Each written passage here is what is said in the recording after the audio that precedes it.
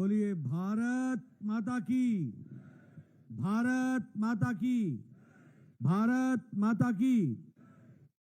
मंच पर विराजमान हमारे भारतीय जनता पार्टी के प्रदेश के महामंत्री श्री प्रदीप सिंह वघेला जी, हमारे प्रदेश के उपाध्यक्ष और मेरे वरिष्ठ साथी गोवर्धन भाई झड़पिया जी, हमारे भारत सरकार में मंत्री और लोकप्रिय सांसद श्री देवी सिंह चौहान जी, हमारे यहाँ के लोकप्रिय सांसद और हमारे साथी भाई रतन सिंह राठौर जी, हमारे जीतू भाई आहिर जी, जीठा भाई आहिर जी, हमारे कुबेर भाई डिंडोर जी, हमारे बच्चू भाई खबाड़ जी, हमारे भरत भाई डंगार जी, संजय पटेल जी, कानू भाई पटेल जी, सम्मानित मंच और हमारे सभी विधायकगण, पूर्व विधायकगण,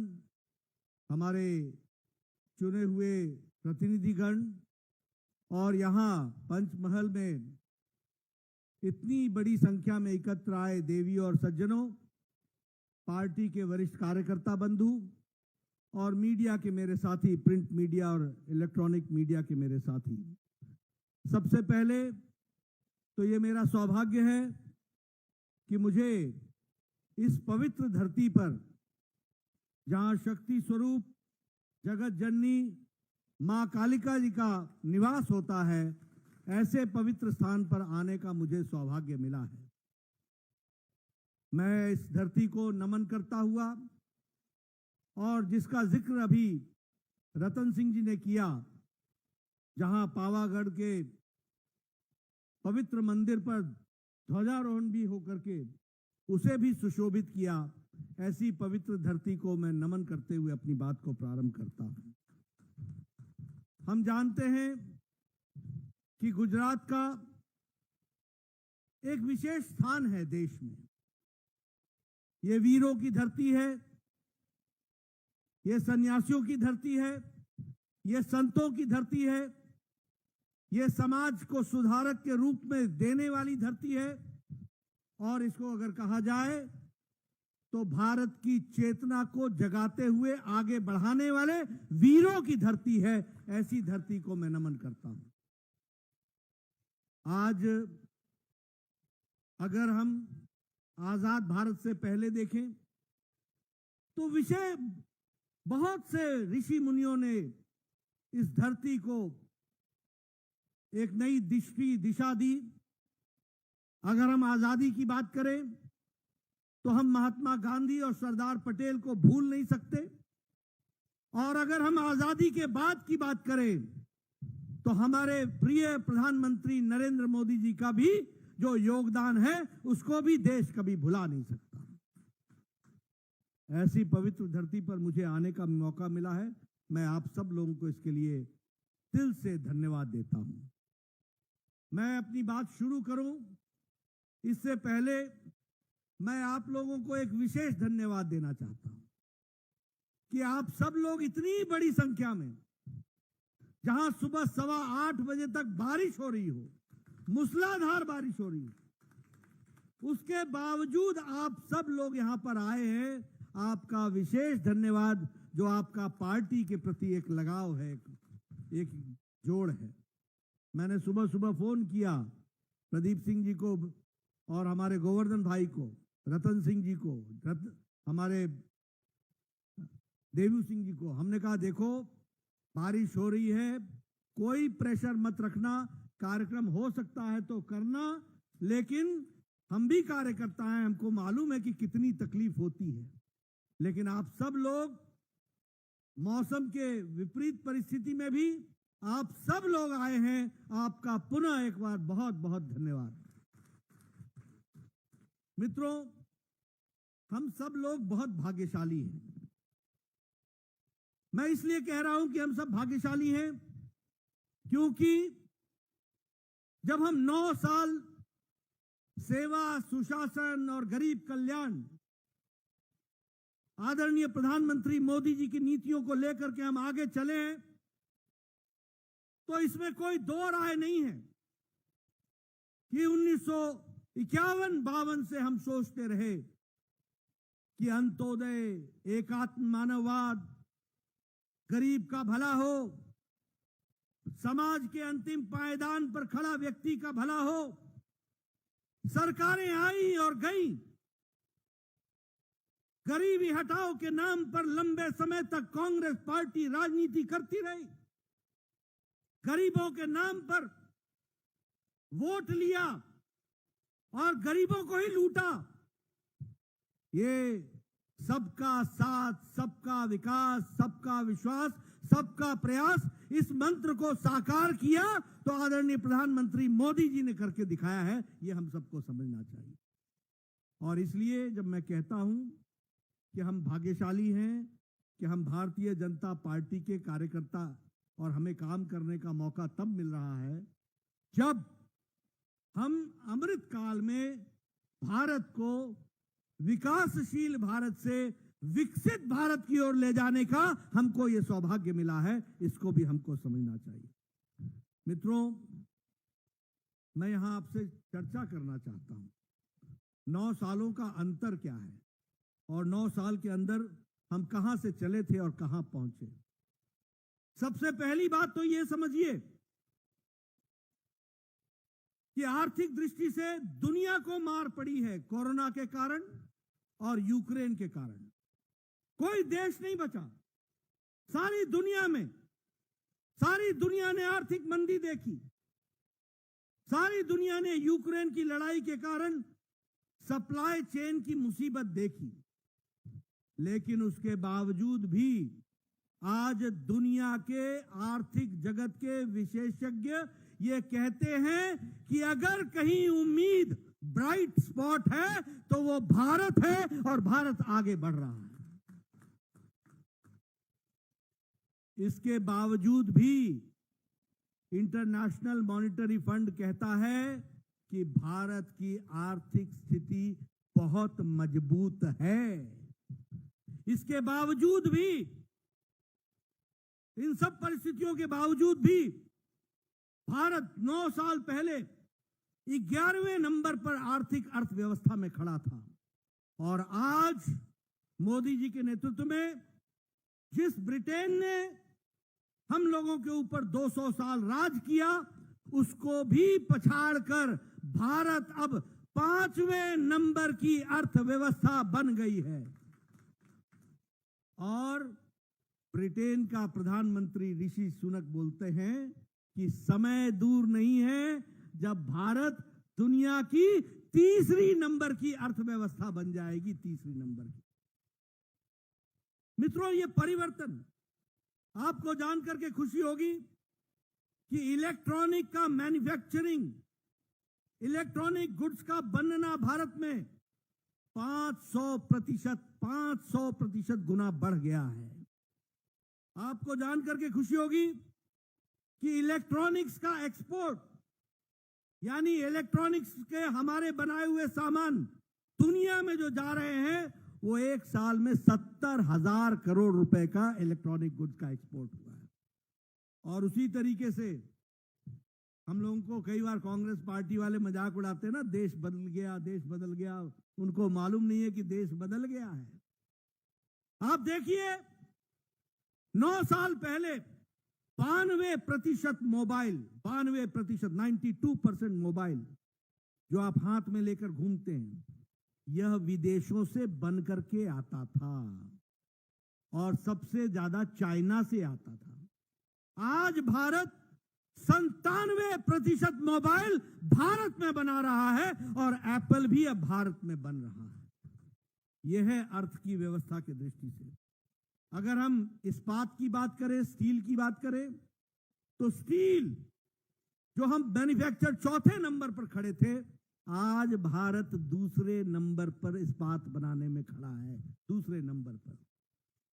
आपने सुना होगा, बचपन में आप लोग कहते होंगे, ये जापानीज गाड़ी है, ये टोयोटा है, ये डैटसन है, ये जापान की गाड़ी है। आपको जानकर खुशी होगी कि भारत ने जापान को पछाड़ करके दुनिया की ऑटोमोबाइल इंडस्ट्री का सबसे बड़ा तीसरा मार्केट बन गया है, तो भारत बन गया है, वो भी हमको ध्यान में रखना चाहिए। आपको याद होगा कि प्रधानमंत्री जी ने, मोदी जी ने मन की बात में कहा था कि हमको भारत के खिलौने खरीदने चाहिए। कहा था कि नहीं कहा था? कहा था कि नहीं कहा था कि चाइना से गणेश भगवान क्यों आए, हमारे यहां क्यों नहीं इसको बढ़ाया जाए। आपको जानकर खुशी होगी कि टॉय का, खिलौनों का एक्सपोर्ट भारत में 3 गुना बढ़ गया है, और अब हम बना ही नहीं रहे हैं, हम दुनिया को भी दे रहे हैं। ये बदलता भारत है।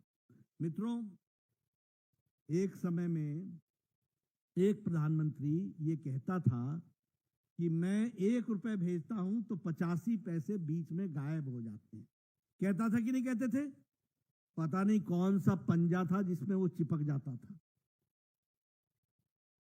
कौन सा पंजा था? 1 रुपया भेजते थे तो 85 पैसा चिपक जाता था, 15 ही पहुंचता था।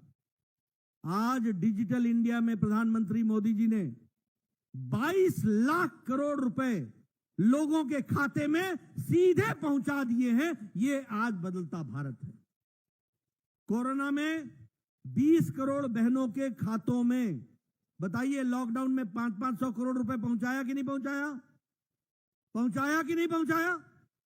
न डाकिया, न मनी ऑर्डर, न बिचौलिया, न बैंक का कर्मचारी, सीधे उधर मोदी जी और उधर हमारी बहन अपने खाते में 500 रुपए पाती हुई देखी है। यह भी हमको ध्यान में रखना चाहिए। और इसके कारण लगभग 2.5 लाख करोड़ रुपए की जो लीकेज होती थी उसको भी रोकने में हम सफल हुए। मित्रों, आप बताइए, आजकल अभी मैं आ रहा था तो मुझे हमारे मंत्री जी बता रहे थे कि यहां से भारतमाला का रोड जा रहा है, यहां से बनेगा, बताया था ना? आप बताइए, आपको आजकल दिखता है कि नहीं कहीं एलिवेटेड रोड, कहीं अंडरपास, कहीं मेट्रो रेल, कहीं हाईवे, कहीं एक्सप्रेसवे, कहीं 4 वे, कहीं 6 लेन, 2 लेन का 4 लेन, 4 लेन का 6 लेन, 6 लेन का 8 लेन। दिख रहा है कि नहीं दिख रहा है? दिख रहा है कि नहीं दिख रहा है? मित्रों, प्रधानमंत्री मोदी जी ने पिछले 9 साल में 18 लाख करोड़ रुपए इंफ्रास्ट्रक्चर पर खर्च किया है। 18 लाख करोड़ रुपए। और इस साल 10 लाख करोड़ रुपए 1 साल के अंदर खर्च होने वाला है। यह है विकास की कहानी। 54,000 किलोमीटर की नेशनल हाईवे बनी है। 54,000 किलोमीटर की सड़क बनी है।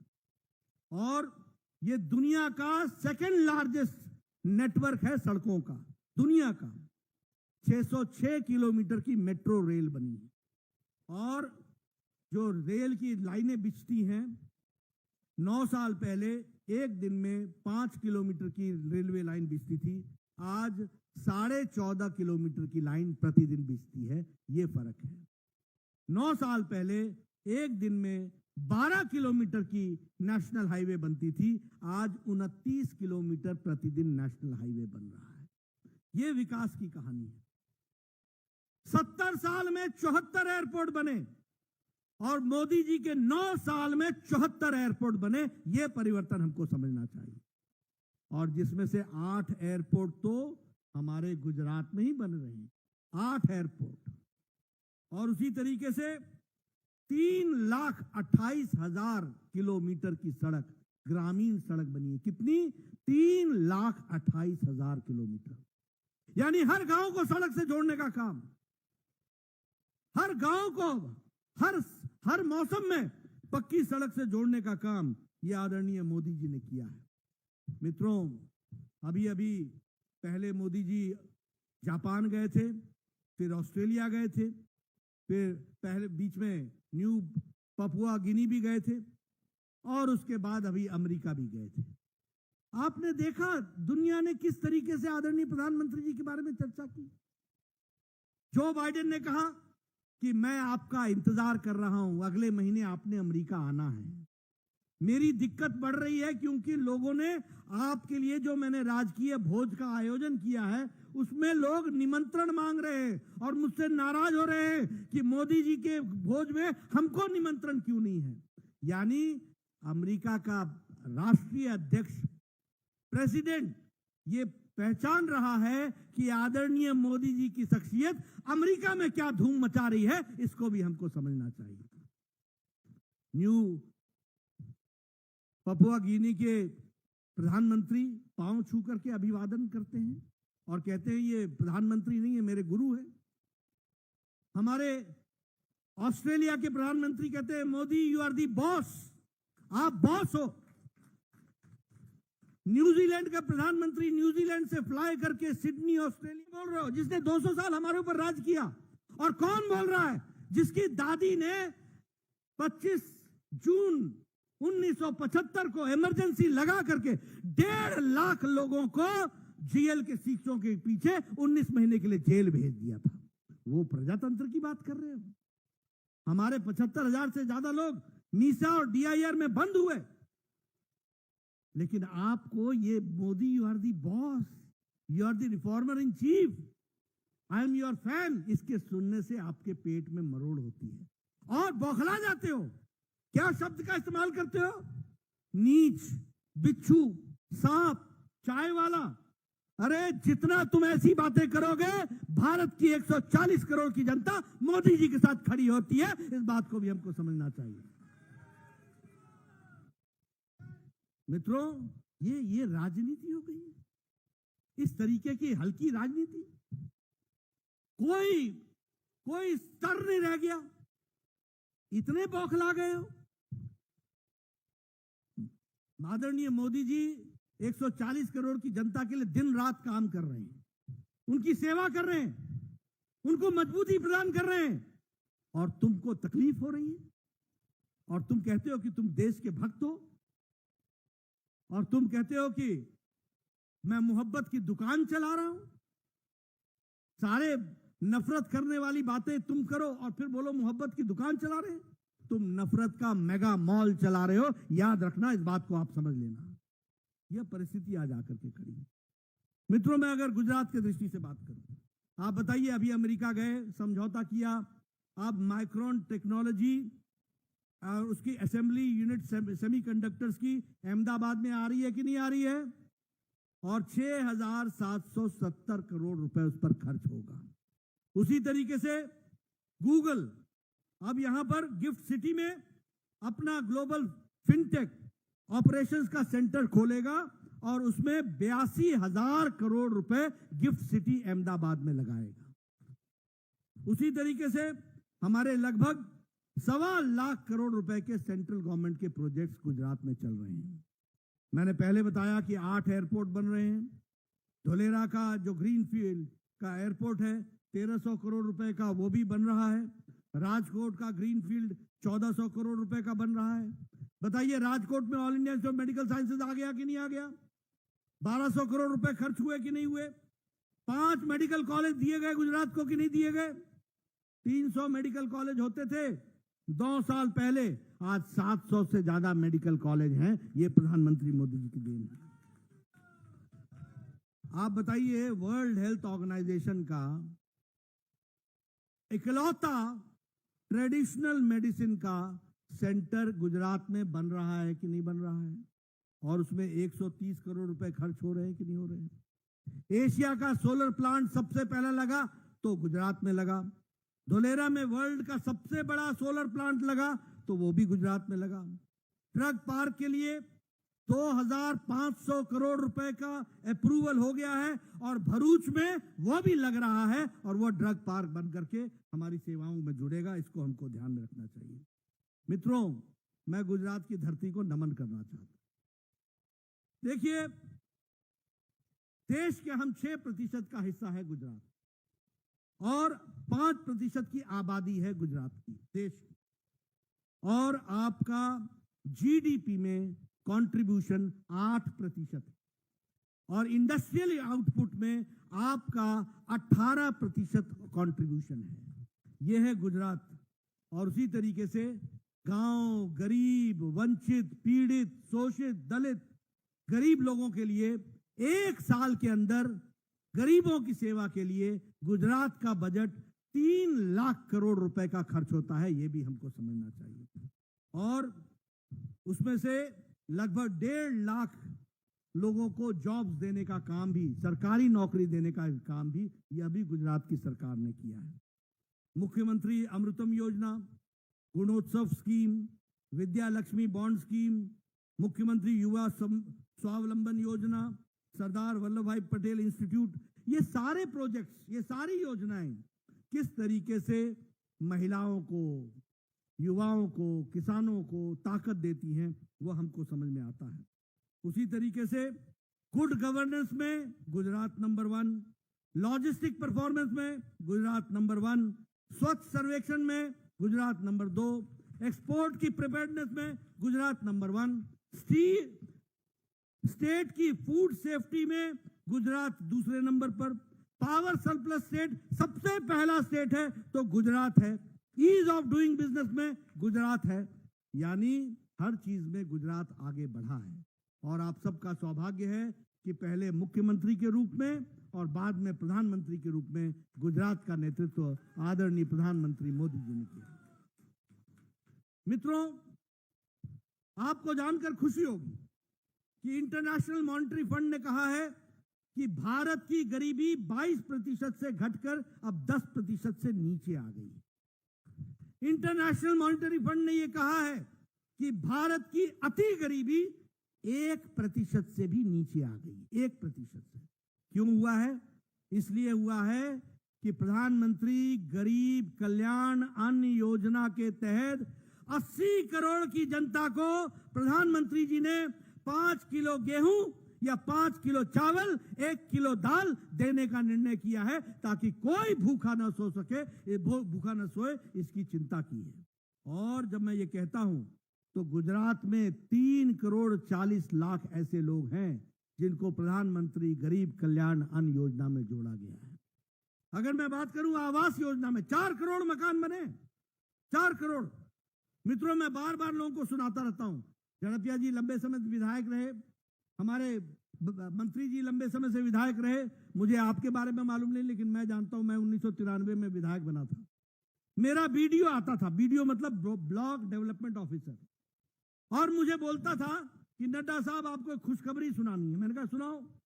बोलता है आपको एक पंचायत में 1 साल में 1 इंदिरा आवास योजना मिला है। 1 किसको दे?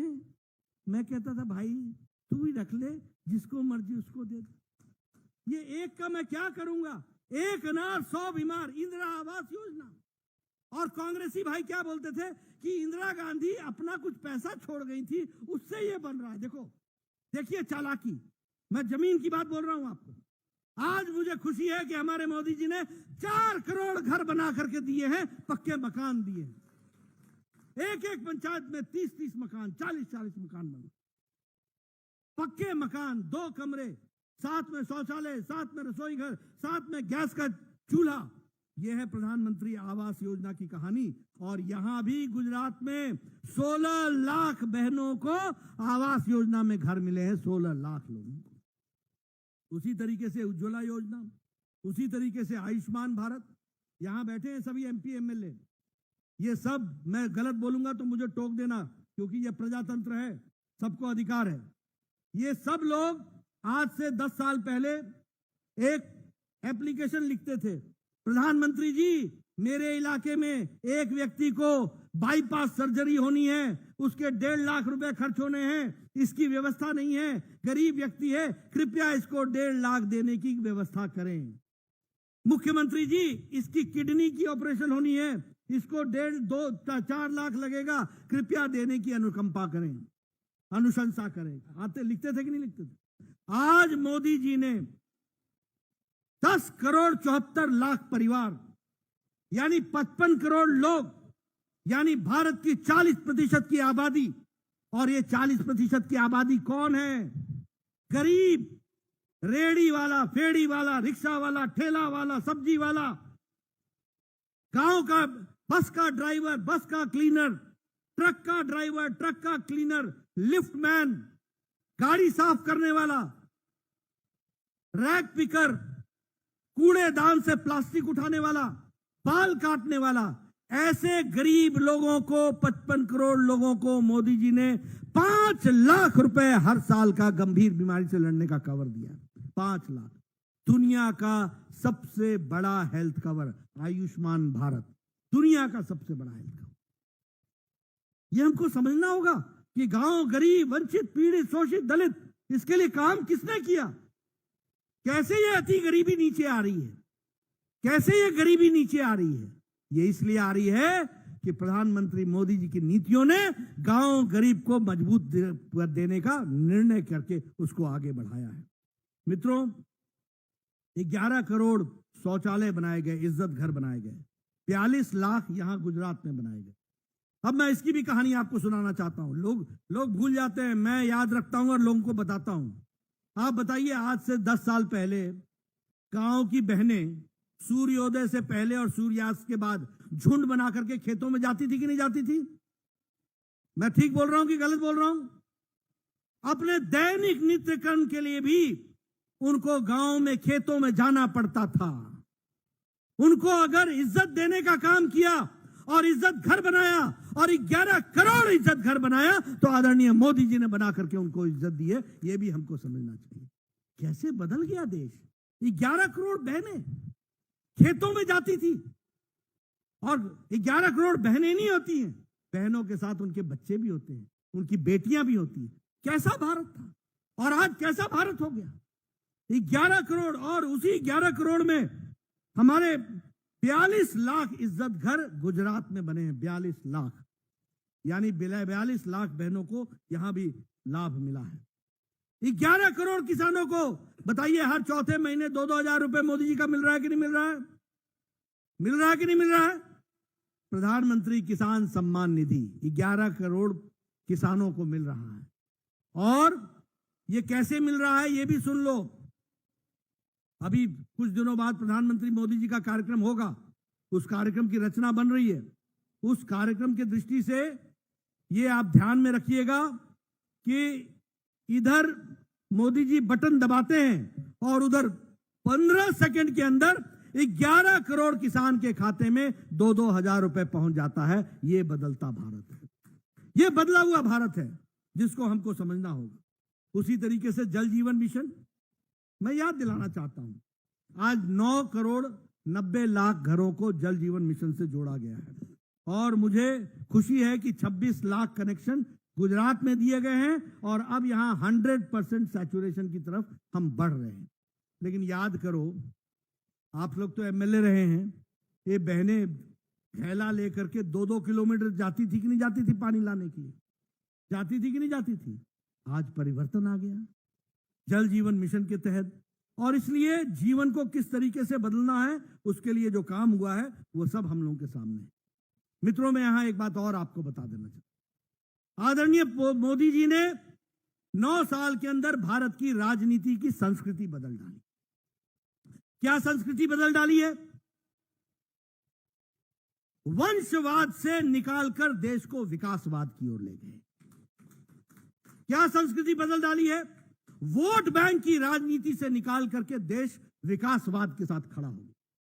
क्या संस्कृति बदल दी है कि भाषण और भुलावे में रहने वाले नेता से वहां से देश को निकाल करके रिपोर्ट कार्ड की राजनीति तक ले गए हैं और रिपोर्ट कार्ड पर मिलने का दिया गया। मित्रों, मैं आपके सामने एक चर्चा करना चाहता हूं। आज देश की संस्कृति बदल गई। आदरणीय प्रधानमंत्री मोदी जी लोगों के विकास के लिए काम कर रहे हैं। दूसरी ओर जितनी पॉलिटिकल पार्टी है वो अपने परिवार को बचाने के लिए राजनीति कर रहे हैं, अपने परिवार को बचाने के लिए। और कहने के लिए नहीं कह रहा हूं, भारत का नक्शा आपके सामने खींच देता हूं। बताओ, फारूक अब्दुल्ला के बाद उमर अब्दुल्ला है कि नहीं है? आप बताओ, मुफ्ती मोहम्मद के जाने के बाद बेगम महबूबा मुफ्ती है कि नहीं है? बताइए, बादल साहब के जाने के बाद सुखबीर है कि नहीं है? बताइए, चौटाला परिवार है कि नहीं है? बताइए, मुलायम सिंह के जाने के बाद अखिलेश है कि नहीं है? और अखिलेश के बाद उनके चाचा भी नहीं है, डिंपल है। एक ही परिवार। बताइए, लालू के बाद तेजस्वी, तेज प्रताप, मीसा और आने वाली संतान, ये सब परिवार के लिए है कि नहीं है? आप बताइए, वेस्ट बंगाल में ममता और ममता के बाद उसका भतीजा अभिषेक है कि नहीं है? नवीन बाबू अपनी व्यक्तिगत पार्टी है कि नहीं है? ये जगन मोहन रेड्डी वाईएसआर के बाद ये जगन मोहन रेड्डी ये परिवार की पार्टी है कि नहीं है?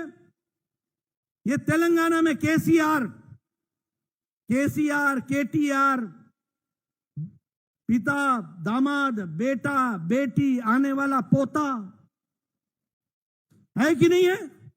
आप बताइए, करुणानिधि के बाद स्टालिन के बाद उदयनिधि परिवार है कि नहीं है? आप बताइए, उद्धव के बाद उसका बेटा है कि नहीं, आदित्य? आप बताइए, शरद पवार की समस्या क्या है? परिवार। उनकी बेटी है कि नहीं है? बताइए। ये सब लोग आपके लिए नहीं लड़ रहे हैं, ये परिवार को बचाने के लिए लड़ रहे हैं, और मोदी जी देश के लिए लड़ रहे हैं। इस बात को हमको समझना चाहिए। भारतीय जनता पार्टी गांव, गरीब, वंचित, पीड़ित, शोषित, दलित, किसान, युवा, नौजवान, हमारी बहनें, इनके लिए हम लड़ रहे हैं, इनकी ताकत देने के लिए लड़ रहे हैं, और मोदी जी के नेतृत्व में लड़ रहे हैं। और दूसरी ओर लोग अपने परिवारों को बचाने के लिए लड़ रहे हैं। और ये कांग्रेस भी कांग्रेस नहीं रह गई है भैया, ये भी अम्मा सोनिया, बेटी प्रियंका, बेटा राहुल, बाकी सबको पैकेज कॉन्ट्रैक्ट पर है, बाकी सब कॉन्ट्रैक्ट पैकेज है। ये भी परिवार की पार्टी हो गई। कोई, ये सब परिवार बचा रहे हैं। और उसमें से भी एक बड़ी बात सुन लीजिए, इसमें से आधे से ज्यादा जेल होके आए हैं और आधे से ज्यादा बेल पर हैं। और मोदी जी ने कहा है, एक भी बेईमान बचेगा नहीं, सब अंदर जाएंगे, आज नहीं तो कल जाना ही होगा। यह है अंतर। बोलिए, हमें ऐसा देश चाहिए कि नहीं चाहिए? ईमानदार देश। हमें मोदी जी के नेतृत्व में देश को आगे बढ़ाना है ना, आगे बढ़ाना है ना, और इन परिवार वालों को घर बैठाना है ना, बैठाना है ना। मित्रों, आपने मेरी बात सुनी, आपका बहुत बहुत धन्यवाद। जय भारत, जय गुजरात। बहुत बहुत धन्यवाद, बहुत बहुत आभार माननीय राष्ट्रीय अध्यक्ष जगत प्रकाश नड्डा जी, आपके प्रासंगिक उद्बोधन के लिए एवं हम सबको मार्गदर्शित करने के लिए।